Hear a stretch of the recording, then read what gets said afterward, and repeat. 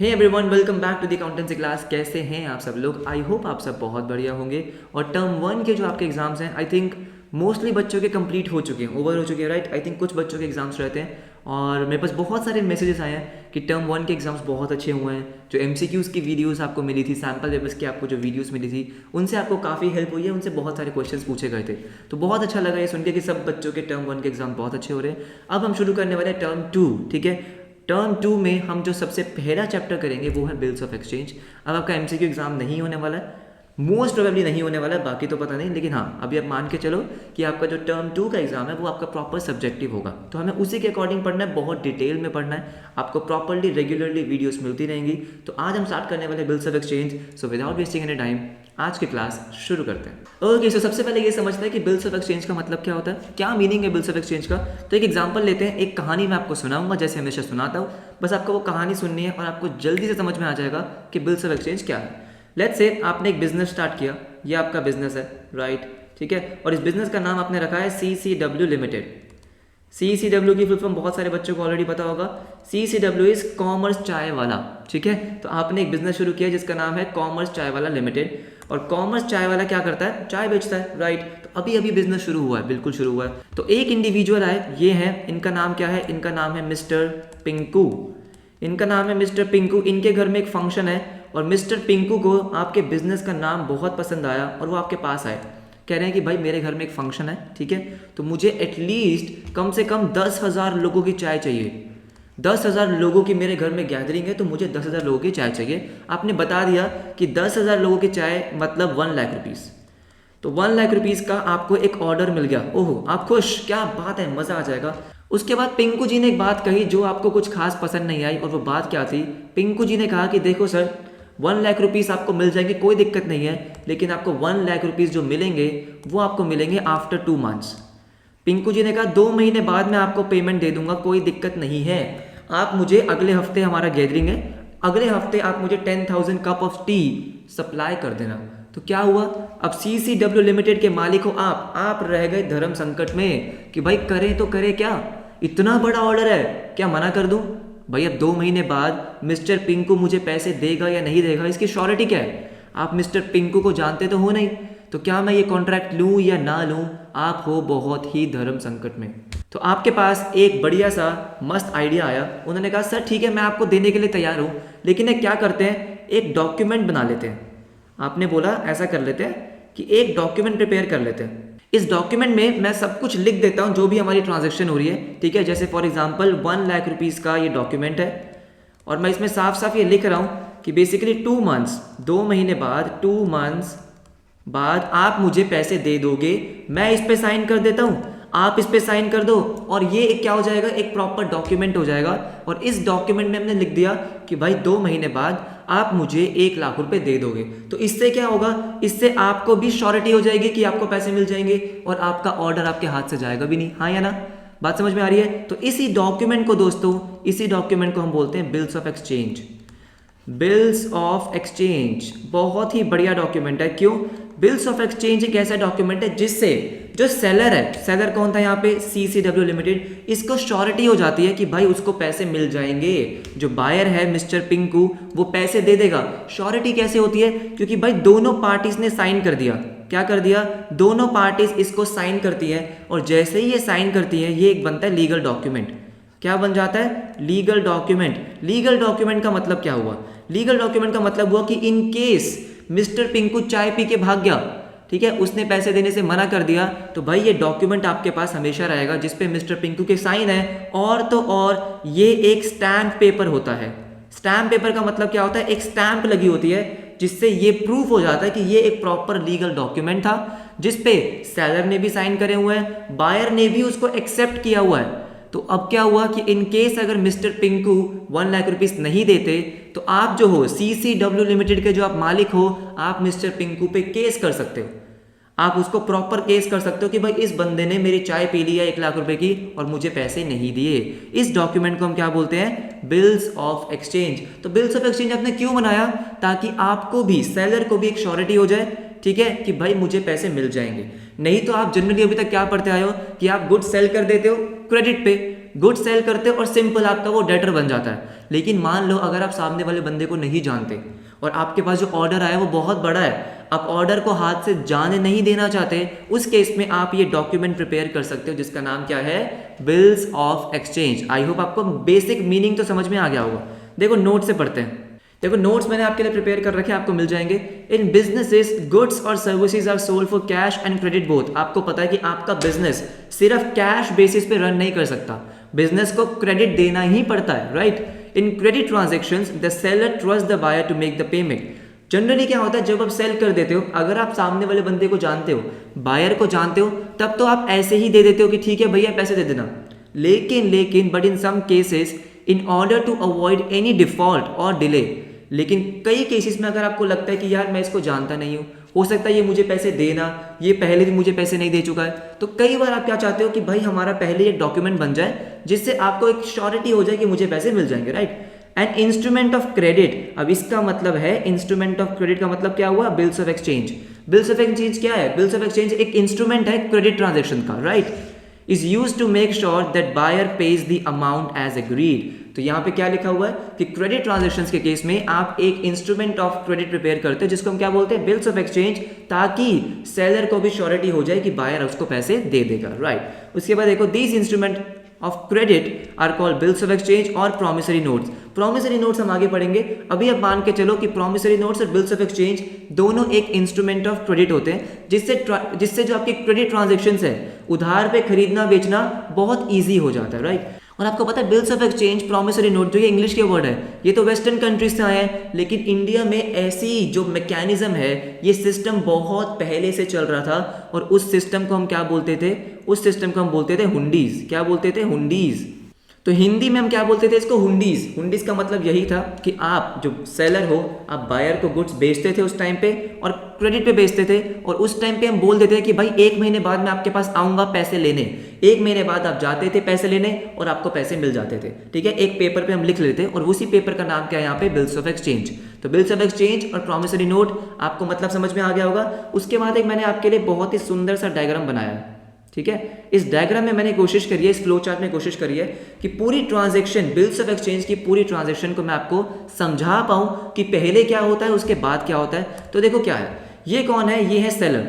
कौन है, ये आपका सेलर है और ये बायर है, ओके। तो सेलर ने क्या किया, sold goods to the buyer on credit. Seller ने गुड्स सेल करे बायर को, बिल्कुल सही। उसके बाद जैसे ही बायर को सेल करे, जो सेलर है, सेलर एक क्या बनाएगा, डॉक्यूमेंट प्रिपेयर करेगा। कौन बनाता है, seller prepares the bills of exchange including all the details like amount to be paid, date of payment etc। तो उस बिल्स ऑफ एक्सचेंज में सब कुछ लिखा होता है कि इस बंदे ने मुझे इतने पैसे देने हैं, इतने दिन बाद या इतने महीने बाद, दोनों के साइन वगैरह हो गए और आपका डॉक्यूमेंट प्रिपेयर हो गया। उसके बाद क्या होगा, आपने डॉक्यूमेंट प्रिपेयर कर लिया, सेलर ने डॉक्यूमेंट प्रिपेयर करने के बाद खुद तो साइन कर दिए, अब बायर के साइन के लिए बायर को वो डॉक्यूमेंट सेंड कर दिया कि बायर को वो क्या बोलेगा कि आप भी इस डॉक्यूमेंट को पढ़ लो अच्छे से। अगर आप इसके अग्रीमेंट को, इसके टर्म्स एंड कंडीशंस को मानते हो कि ठीक है, तो आप भी इस पे क्या कर दो, साइन कर दो, इसको एक्सेप्ट कर दो। देखो, sends the bill of exchange to the buyer for acceptance, बिल्कुल सही। इसके बाद बायर जब इसको एक्सेप्ट कर देता है, एक्सेप्ट करने के बाद एक वो कॉपी अपने पास रखेगा और जो ओरिजिनल डॉक्यूमेंट होता है वो सेलर को वापस भेज देता है कि देखो भाई, after accepting the bills of exchange sends the bill back to the seller. तो ये पूरा ट्रांजैक्शन हुआ जिसमें 4 स्टेप मैंने आपको बताए। पहले क्या होगा, सेलर गुड सेल करेगा क्रेडिट पे, उसके बाद सेलर ही एक डॉक्यूमेंट प्रिपेयर करेगा बिल्स ऑफ एक्सचेंज जिसमें सब कुछ लिखा हुआ होगा कि ये सब चीजें होती हैं, फिर वो खुद साइन कर देगा उसको, ठीक है। उसके बाद वो साइन करने के बाद, डॉक्यूमेंट प्रिपेयर करने के बाद वो बायर को सेंड कर देगा कि भाई आप भी पढ़ लो, अगर आपको लगता है कि इसमें जो चीजें लिखी हैं वो सही है, इसको एक्सेप्ट कर लो। और एक्सेप्ट करने के बाद बायर वो डॉक्यूमेंट वापस सेलर को भेज देगा। तो अब सेलर के पास एक डॉक्यूमेंट है बिल्स ऑफ एक्सचेंज जिसकी एक गारंटी हो गई सेलर को कि हाँ भाई मुझे पैसे मिल जाएंगे। तो ये क्या होगी, पूरी एक क्रेडिट ट्रांजैक्शन होगी जिसमें बिल्स ऑफ एक्सचेंज इन्वॉल्व है। आई होप आपको प्रॉपर समझ में आ गया होगा, राइट। आगे देखो, अब आगे है definition of bills of exchange. देखो, सबसे पहले मैंने आपको क्या बताया कि बिल्स ऑफ एक्सचेंज एक लीगल डॉक्यूमेंट है। क्या है, लीगल डॉक्यूमेंट। और क्योंकि वो एक लीगल डॉक्यूमेंट है तो उसके लिए एक प्रॉपर एक्ट बनाया गया है। क्या बनाया गया है, कानून बनाया गया है बेसिकली, और वो कानून का नाम है negotiable instrument act 1881। Negotiable instrument act 1881। तो इस एक्ट में सारी इंफॉर्मेशन, सारी चीज़ें जो भी बिल्स ऑफ एक्सचेंज और प्रॉमिसरी नोट के रिगार्डिंग होनी चाहिए कि भाई अगर पैसे नहीं मिले तो क्या होगा, ये हुआ तो क्या हुआ, सब कुछ इस नेगोशिएबल इंस्ट्रूमेंट एक्ट 1881 में लिखा हुआ है। ठीक है, ये आपको ईयर याद रखना है, एक्ट का नाम याद रखना है। अब जैसे कि आपको पता है एक्ट में सब कुछ लिखा होता है A to Z, तो नेगोशिएबल इंस्ट्रूमेंट एक्ट 1881 में बिल्स ऑफ एक्सचेंज और प्रॉमिसरी नोट को डिफाइन भी किया गया है। ठीक है, कि उसकी प्रॉपर आपको एक डेफिनेशन बताई है कि देखो क्या है। पढ़ते हैं, फटाफट से आ जाओ। तो according to the negotiable instrument act 1881, a bill of exchange is an instrument, हमने पढ़ लिया कि वो एक इंस्ट्रूमेंट है, in writing, of course writing में है, ठीक है, ओरली नहीं हो सकता, क्या होगा, एक प्रॉपर राइटिंग में होगा, कंटेनिंग एन अनकंडीशनल ऑर्डर। अब जो जो चीजें मैं आपको हाईलाइट करा रहा हूं वो बहुत इंपॉर्टेंट है और वो आपको मैं एक्सप्लेन करूंगा। देखो, तो पहली चीज जो है वो है अनकंडीशनल ऑर्डर। क्या है? Containing an unconditional order. अब देखो अनकंडीशनल ऑर्डर का मतलब क्या, आराम से समझते हैं। देखो, मैंने एक बिल ऑफ एक्सचेंज बनाया, मैं कौन हूँ, सेलर, CCW लिमिटेड, मैं कौन हूँ, सेलर हो, आप बायर हो। ठीक है, मैंने एक बिल ऑफ एक्सचेंज बनाया, इसमें मैं साफ साफ लिखा कि pay to me this much amount on this date या आफ्टर दिस डेट। बात समझ में आ रही है मैं क्या कह रहा हूं? कि मैं आपको क्या दे रहा हूं, एक ऑर्डर दे रहा हूं, मैं आपको एक डायरेक्शन दे रहा हूं, एक ऑर्डर दे रहा हूं कि भाई मुझे पैसे दे देना 2 महीने बाद इतने रुपए। मैंने आपको क्या दिया, एक ऑर्डर दिया, और वो ऑर्डर क्या होना चाहिए, अनकंडीशनल होना चाहिए। अनकंडीशनल का मतलब क्या है? अनकंडीशनल का मतलब है कि भाई कोई भी कंडीशन उसमें अटैच नहीं होनी चाहिए। देखो, जैसे अनकंडीशनल ऑर्डर का मतलब हो गया कि आपने लिख दिया कि pay to me only if you found the tea tasty. आपने क्या लिखा कि भाई मुझे पैसे देना अगर आपको मेरी चाय पसंद आई तभी।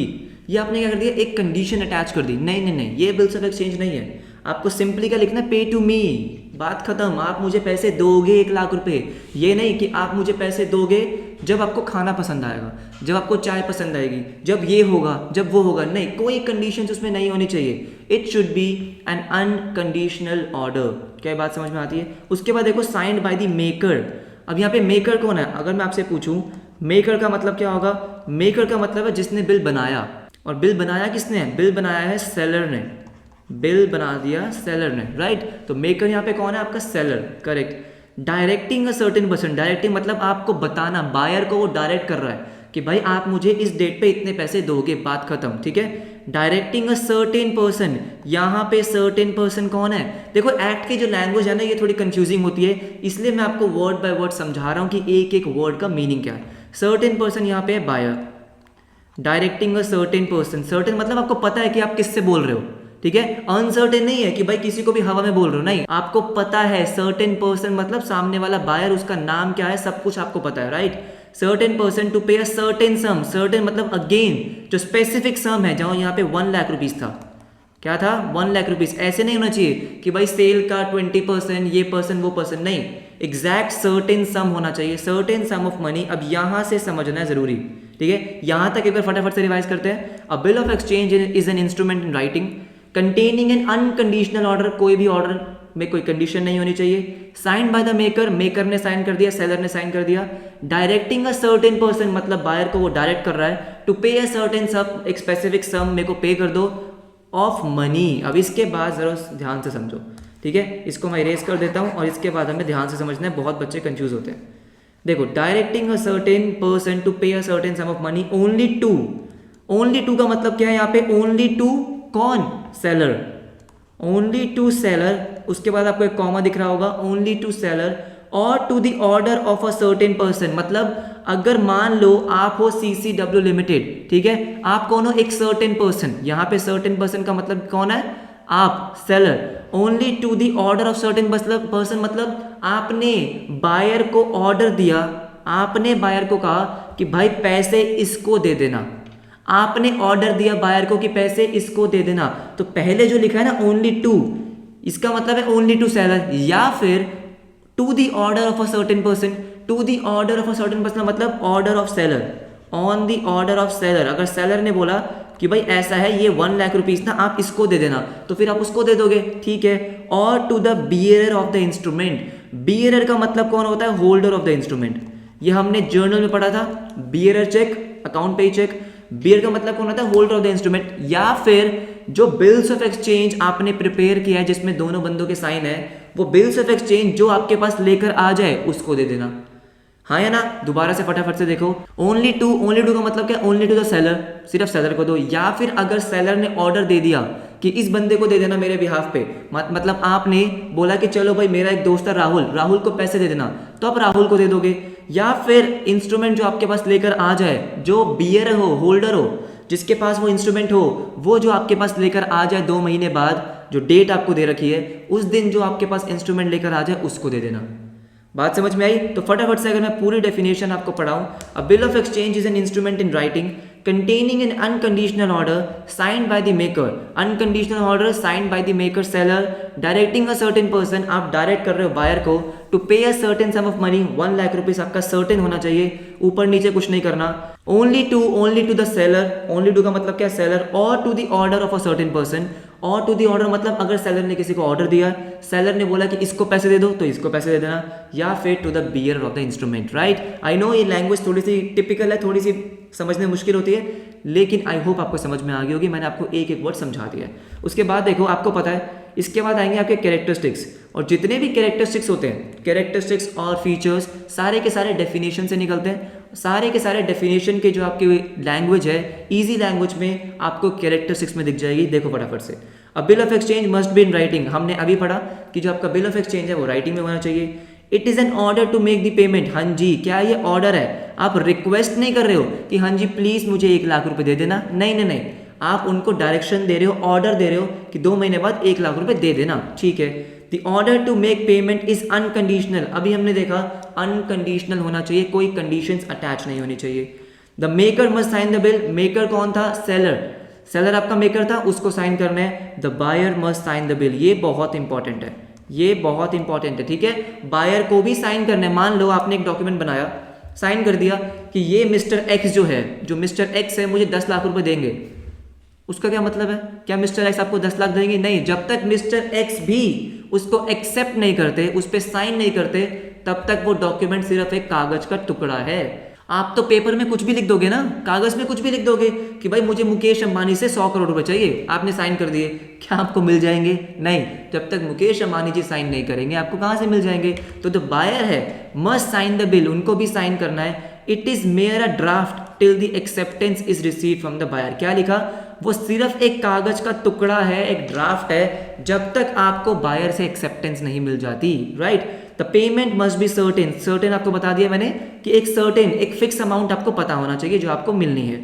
The bill of exchange must be payable, अब ये हमने जो लास्ट में समझा, तो bill of exchange must be payable either to the bearer of the bill, जो आपका बियर है मतलब होल्डर है, और to a specified person, specified person मतलब जो सेलर था CCW लिमिटेड, या फिर उसके ऑर्डर पे किसी और को देने हैं। तो मतलब सिंपल तीन लोग हो गए यहाँ पे, ठीक है। या तो वो खुद जिसने सेल किया उसको पैसे मिलेंगे, या अगर सेलर ने बोल दिया कि भाई मैं आपको बोल रहा हूँ, किसको बोल रहा हूँ? बायर को, मैं आपको बोल रहा हूँ कि 1 लाख रुपए जो आपने मुझे देने हैं वो मेरे इस दोस्त को दे देना, तो आप दे दोगे। या फिर बियर मतलब जो बिल का होल्डर होगा, राइट।